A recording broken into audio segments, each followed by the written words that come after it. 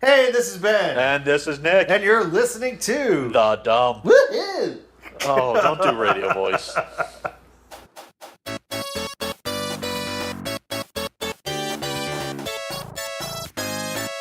Okay. We're just gonna dive right into it. Bowl of topicness. The bowl of topics. The bowl of... what dump should we pull today? So, drum roll. You have to do the drum roll because I'm the one that's pulling.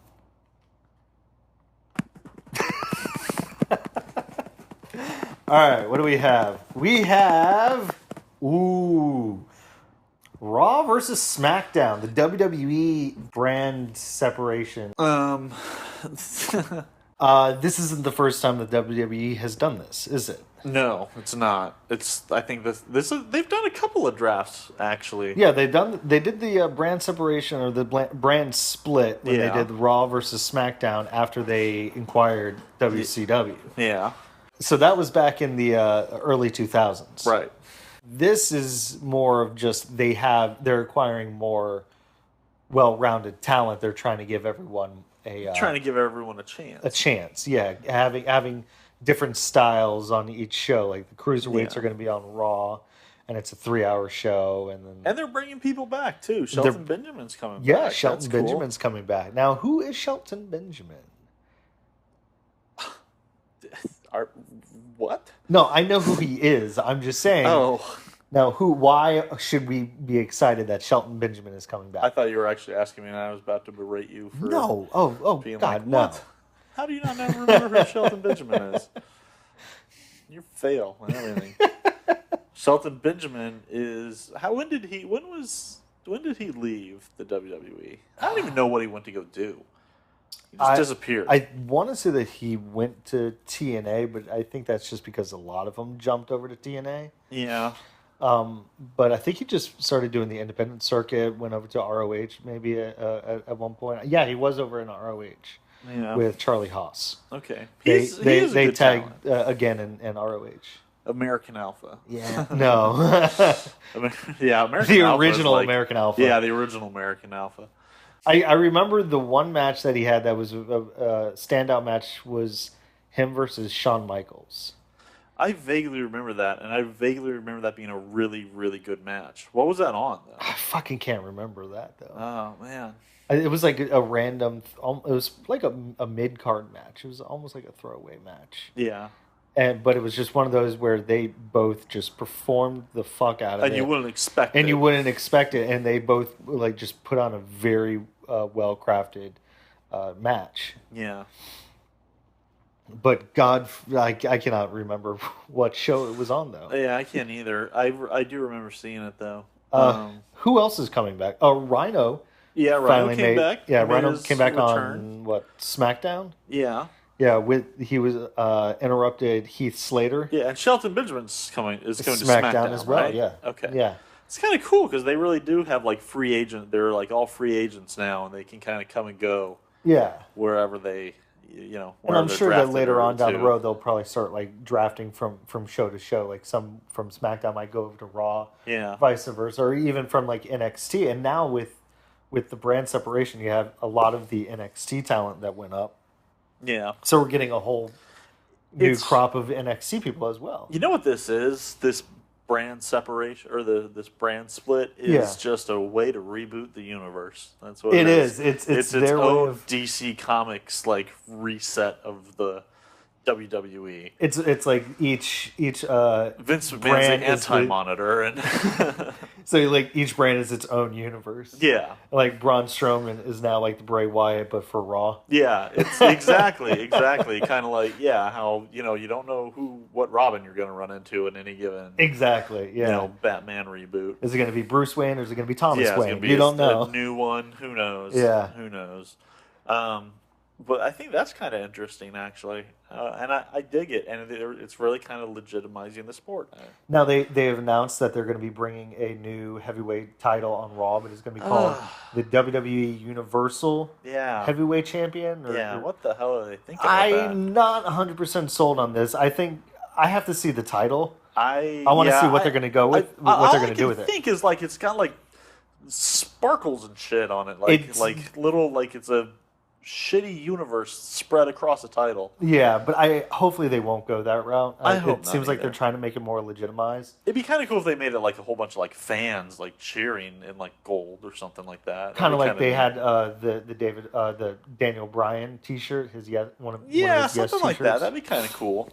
Yeah, that would be interesting. Like if they try to incorporate something in there like that. Yeah. I don't know.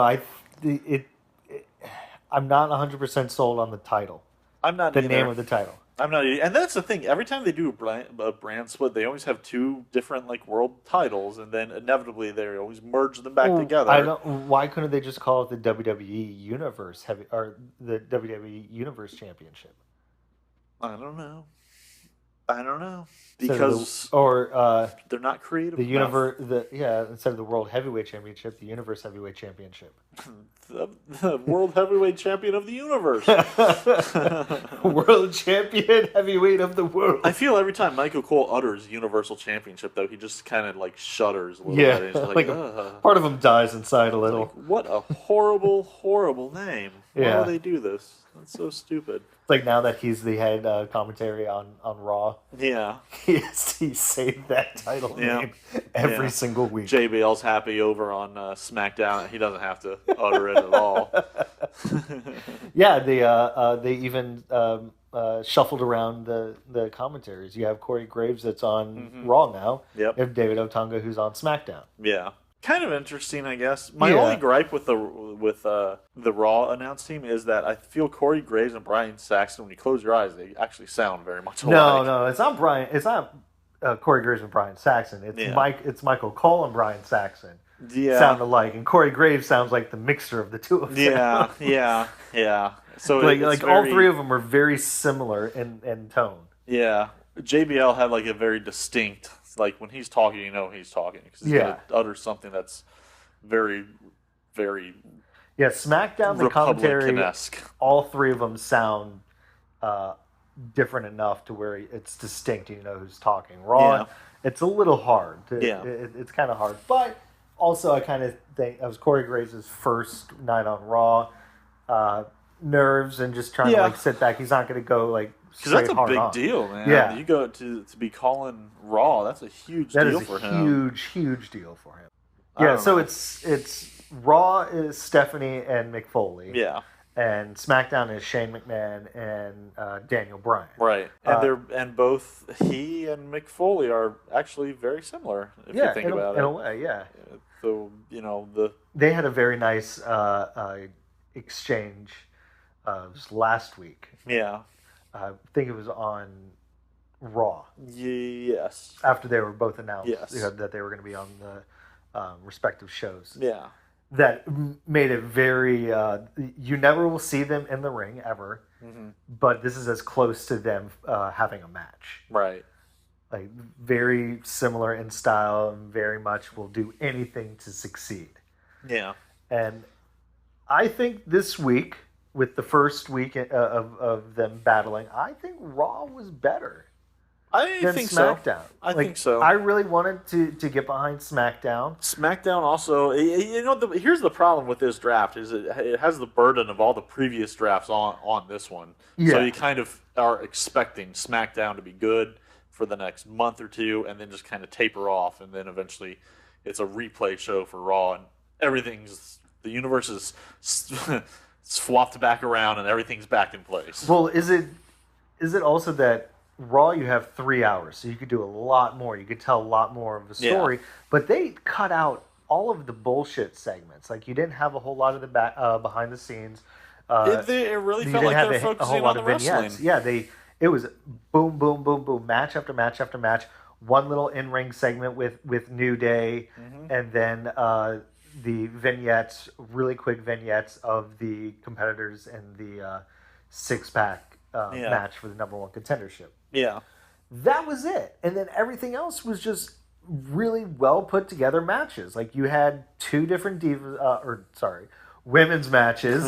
that were very, very well. I think the Sasha Banks Charlotte match was probably the best match of the night. That was like a match of the year. Shit, yeah. That was really good. It was a long-ass match, and it was a very well-told story, and it just won over the fans. It was an amazing match. And they even said on commentary, I feel sorry for the person that has to come in after this, which was the Braun Strowman beating the holy hell out of some jobber. Yeah, that was like a cool-down match. Almost. Yeah, that was a big cool-down match. It was a buffer one to make you... Yeah. So let's talk about the champions for SummerSlam, those two matches. Okay. You got Finn Balor. Yeah. Finn Balor versus... Seth Rollins. Seth Rollins, yes. Yeah. Finn Balor made his Raw debut. Yeah. But it seemed like they made a big deal of showing you the Balor Club. Now, the club is on Raw now. Yeah. AJ Styles is on SmackDown. Mm-hmm. Now, Finn Balor was one of the original members of the Bullet Club back over in Japan, which is where the club comes from. Yeah. So are they going to be partnering the three of them up and making it the Balor Club? Is that what they're trying to hint at? I think they may kind of allude to that. That would be interesting. I would like to see if they do that. But back into the champions. So we have Finn Balor versus Seth Rollins for the Universal Championship, and we have Dolph Ziggler versus Dean Ambrose for the undisputed World Heavyweight Champion. So who do you think goes over in that match? In the Dolph Ziggler, Dean Ambrose? In both of them. I think Seth Rollins is going to go over. But Finn Balor is going to put on one hell of a match. Yeah. Or Finn Balor's going to win. Or Finn Balor's going to win, but Finn Balor's going to win with help from the club. Yeah. Because the club is going to look at it going, well, shit, we don't have AJ, but Finn's here, so we're going to do the same exact thing we did with AJ of, hey, well, we're buddies. Yeah. We're here to help you. Yeah. But I think they're going to go with Seth Rollins winning. Okay, I kind of think so too. Yeah. What about Ziggler and Dean Ambrose? As much as I would love Ziggler to get the title, the way that they're going to go is probably have Dean Ambrose still carry the title for a while. Right.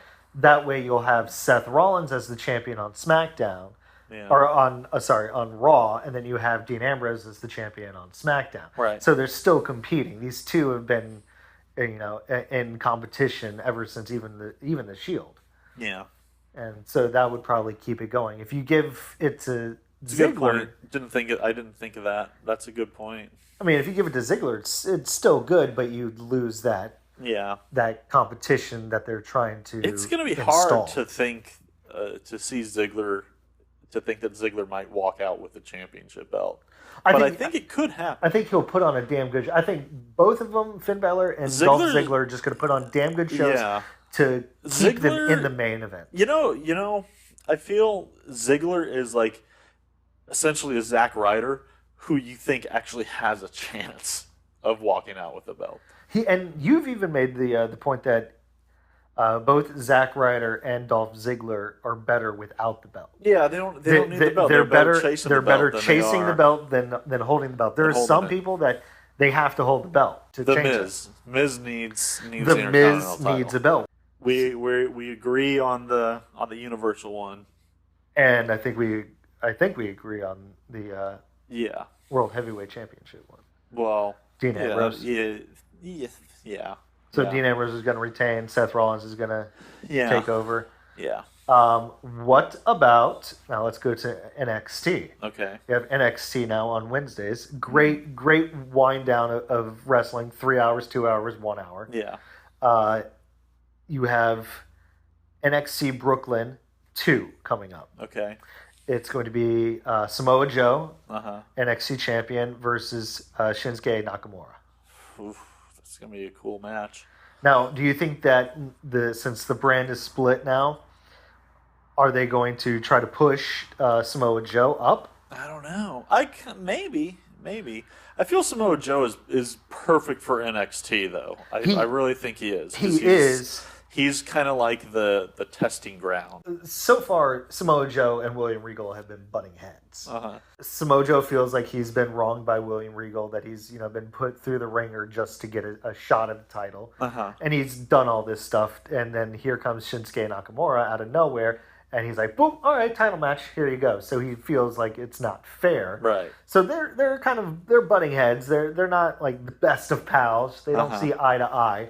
I could see the stipulation of, if you win the match, you retain the title. But if you lose the match, you're gone. Okay. You're out of NXT.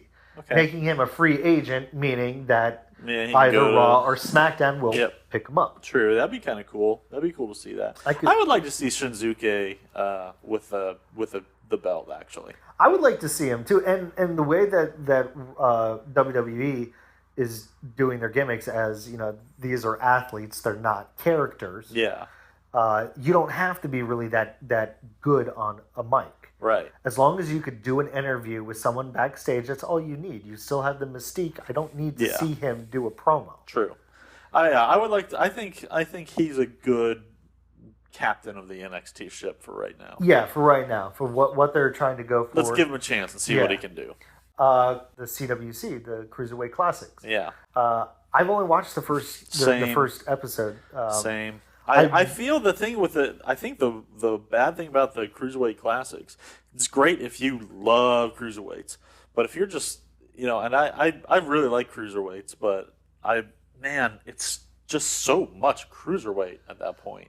That is just so much wrestling going on. It's like overkill for me. Yeah, really there's other things that we have to do. So that's something that I'll probably watch the Cruiserweight Classic once it gets down to the final four or something like that. And if there's if there's a lot of talk about certain matches, I'll go back and watch them. Yeah. Or unless I get bored and start watching it. Who knows? I've gone back and started watching Smoky Mountain Wrestling. That's so good. That's so good.